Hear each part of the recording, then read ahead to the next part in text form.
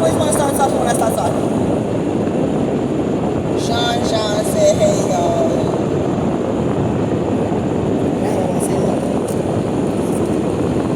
He's back. You back?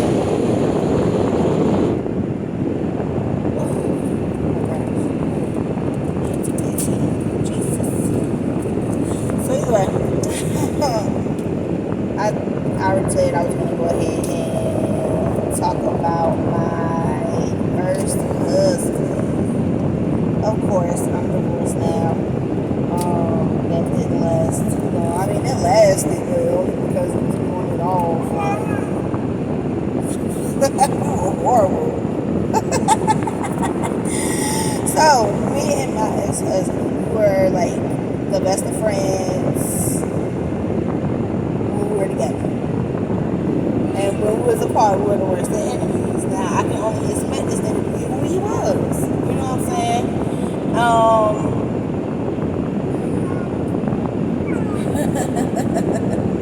When we met, we was all on the same page. We was on the same page. I was like, I don't know how old I was, y'all. Probably like 28, 29. I'm about 28. He's bad. So he looked like a crazy motherfucker. He was crazy. And he was off the fucking chain. And he had a lot of issues with him. PTSD.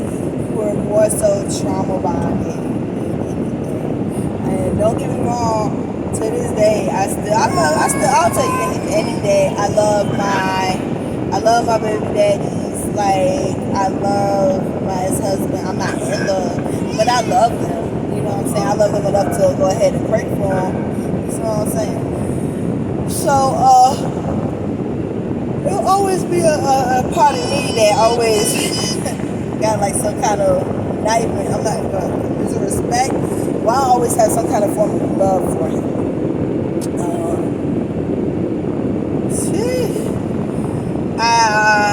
I don't know where to start, y'all, because it was so crazy.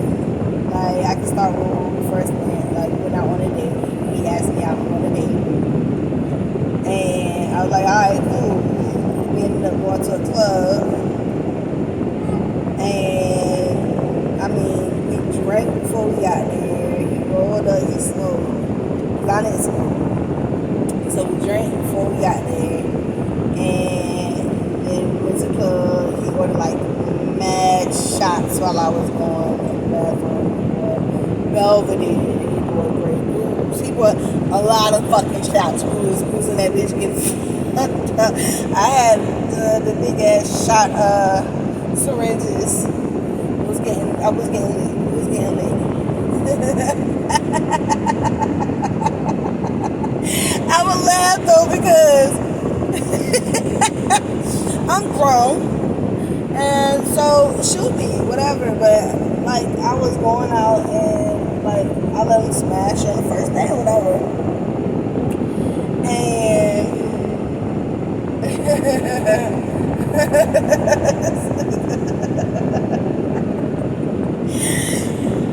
I'm just thinking about everything, y'all. It's so funny. So, our first day, we went to the club, we got hella fucking drunk. And then we ended up walking back to the crib because it was Braylon Street anyway. Walked right back to the crib. This Negro threw candy that he got from out of the men's bathroom. Threw candy all on the fucking bed, y'all. And we hunched the first night. And after that, it was a wrap. It was I was weak because he had a great sense of humor. The shit was funny as a bitch. But I could not fucking resist. I was like, whatever, bitch. This So the next day he was like, oh, I want to be a boyfriend, whatever. Little do you know, he the motherfucker didn't need a place to live. I was like, I don't give a fuck anyway, bitch, because you don't know somebody until you live with them. You could be fucking with a nigga all your goddamn life and don't know the nigga till you live with him. So moving in, he had a background, you can tell, for little stupid shit. Well, not stupid shit, but this nigga was retarded. He was crazy. So, like I said, it was the best of friends. Best of friends and the worst of enemies. Because at one point, he got so drunk, right, that he would flip the fuck out. It's like his whole attitude changed. Like, I don't know what he was thinking in his head or whatever, what was going on with him, but that nigga, he like flipped his shit, right? And we was all playing this shit, play fighting, and this nigga got serious. And he like clicked me, you know what I'm saying? Like he like tried to punch me in my face and hit my chin and black my chin, y'all. And I blacked out on his ass. Like I stomped that nigga out on them Timbs. I ain't gonna lie. We were so horrible. Like, don't get me wrong, because I had been fighting with my baby daddy. I done fought with my second baby daddy. You know what I'm saying? It was very toxic. It was me and him fighting each other. You know what I'm saying? So that was what it was. And got with this nigga, and he thought he was going to have somebody that was going to submit to him by force. So I don't know what it was that he thought, but I stomped his ass out, and then he invited his kids over. He was all for it, bro. I ain't meant for him like that, but okay, because he's going to go put his hand in it. And I was not a victim. At that time, I had to learn my lesson about self-control. I told you I was toxic. I was toxic. I'm not going to say I was toxic. I was good into the point of being pushed. Like, I was on the, like, brink, like, don't push me. Like, I'm a good person, just don't push me. And whenever somebody pushed me, then, yeah, I wouldn't mind taking that trip with them. You know what I'm saying? I would go off with them. So, it was what it was. So, either way, I mean, he ended up calling his peoples, and he did. God bless him. So he ended up calling his sister, and he didn't fuck out for the night. So I'm like, well, what the fuck? Like, this not what we doing. Like, you living here, okay, cool. I ain't put you out. We went through something, yeah, alright. But one thing for sure, two things for certain. If you got somewhere to go live, then go live.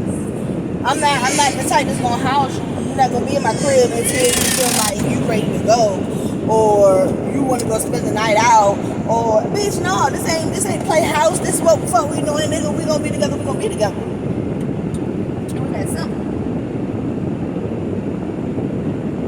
So when he came back, all his shit was outside.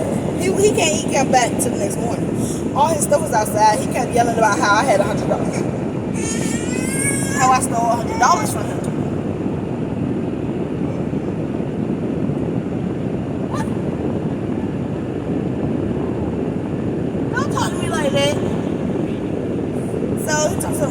I stole $100 from him, something like that. And I'm like, what the $100 you talking about? Anybody steal your fucking money? Boy, get the fuck out of my face. You just trying to get back in my house. This nigga, I ain't even gonna lie, y'all. This motherfucker police, y'all set me the fuck up. Set me up, so listen. He went press charges, right? I knew nothing of these charges because, what the fuck? I stay in the house. Knew none of these motherfucking charges. So, he went ahead, and this wasn't the first time I'd have been in jail behind no motherfucking, like, I went to jail behind my first baby daddy. You know what I'm saying? So it was just like, I didn't have the score of, oh, you call the cops on me, bitch, I'm gone. I didn't, like, this, it was just like love for me. You feel me?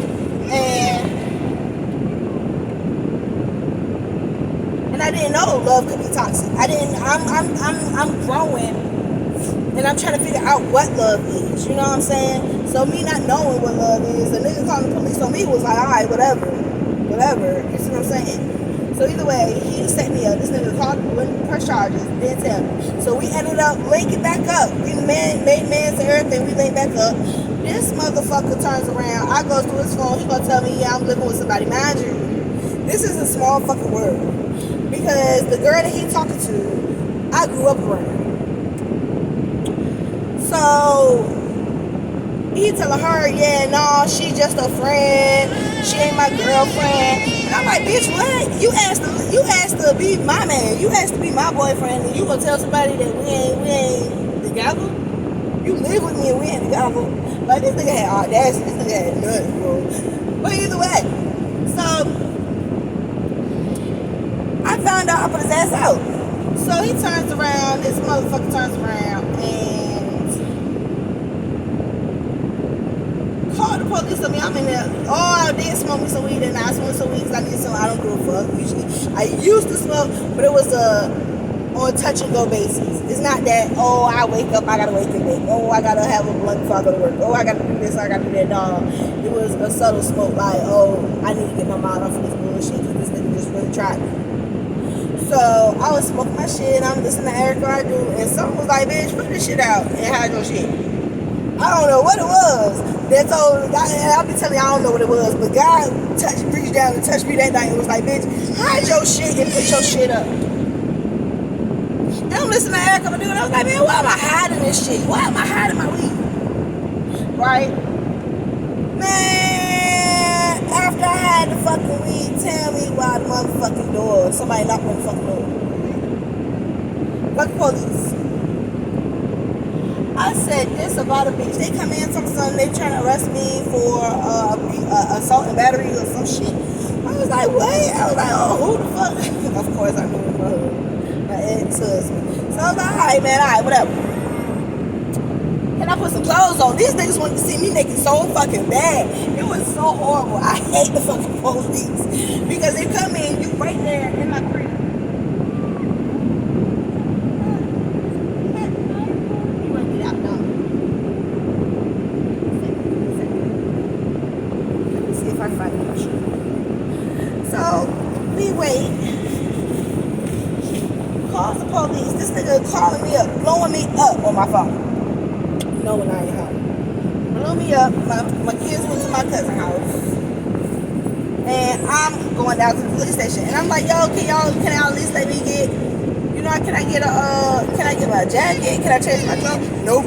Come on. I had on some shorts and a motherfucker. Hold on, y'all. So I had on some shorts and a fucking half top, and they told me to come on. So I ended up going down the street, ass fucking naked in the fucking cold. It was below 60. Was it below 6 degrees? Below 6 degrees. I ended up walking home like that, cause a motherfucker. I get home, this nigga done blew me up 1,000 fucking times like you ain't know you just put me in jail. And you called the police while you was outside. Called the police while I was outside. On me. So you told at least set me up.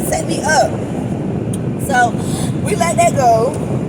I turned around and I married the fucker.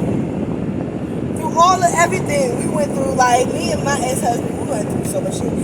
I ended up marrying this motherfucker.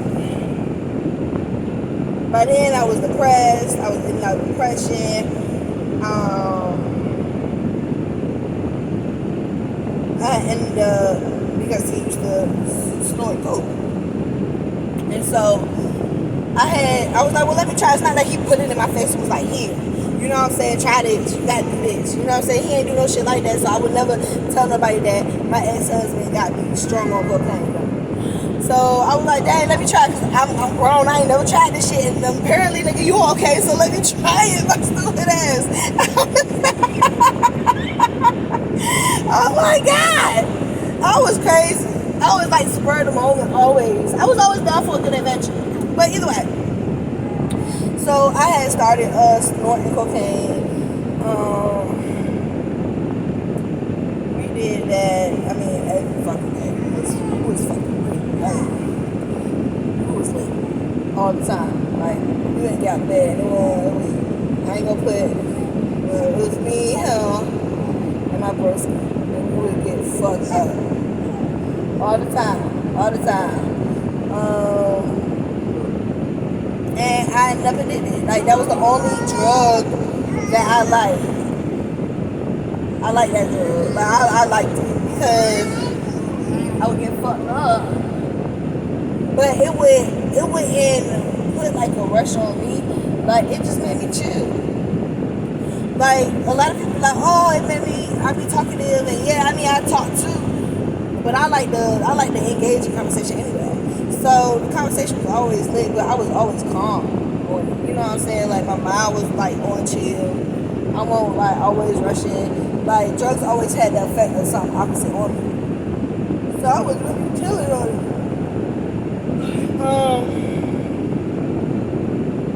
that became an addiction that I had to quit. And I quit, cold turkey. Thank God. But, until years later, when I was pregnant with a baby, my baby girl. So, and I was partying like once every week or whatever. But I was kicking it, you feel me? Me and my ex-husband, we would fight so much, y'all. I'm gonna get back to this story. This is just one part of it, but I'm gonna get back to the story because there was so many stories of me and him. There's so many stories of me and my first baby. That's 13 years of my life, so of course you're gonna hear a lot about him. I know I say that a lot. I was with my husband on and off for I think about 3-4 years. I was on and off with my husband. I think, if I'm not mistaken, I dated my baby daddy for about a year. First baby daddy. My second baby, my third baby daddy was a rebound. And my fourth baby daddy, I thought I was healing. But we ended up 2 years together. You know what I'm saying? I don't know. We ended up, so all of these are parts of my life, you know what I'm saying? So, I'm going to just go through them all and tell y'all all of what I went through, sparingly here and there. But,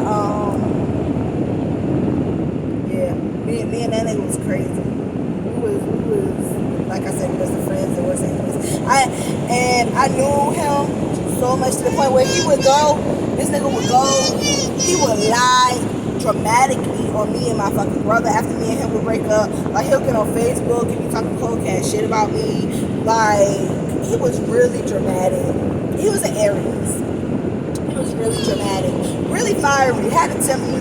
But I mean, when I say that me and that fool there, oh my God, me and that fool right now, we've been through some things, we done roughed it out, we done ended up back together.